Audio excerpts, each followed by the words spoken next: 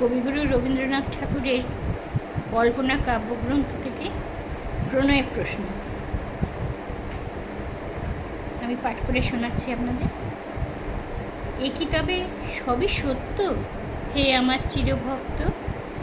আমার চোখের বিজুলি উজ্জ্বল আলোকে, হৃদয়ে তোমার ঝঞ্ঝার মেঘ ঝলকে, এ কি সত্য? আমার মধুর অধর বধুর নবলাজ সমরক্ত, হে আমার চিরভক্ত, এ কি সত্য?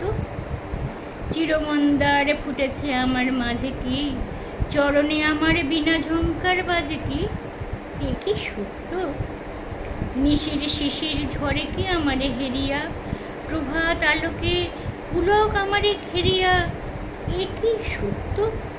তপ্ত কপল পরশে অধীর সমীর মদির মত্ত, হে আমার চিরভক্ত, এ কি সত্য?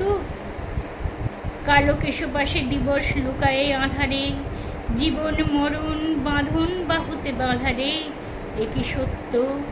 ভুবন মিলায় মোর অঞ্চল খানিতে, বিশ্ব নীরব মোর কণ্ঠের বাণীতে, এ কি সত্য? ত্রিভুবন লয়ে শুধু আমি আছি, আছে মোর অনুরক্ত, হে আমার চিরভক্ত, এ কি সত্য?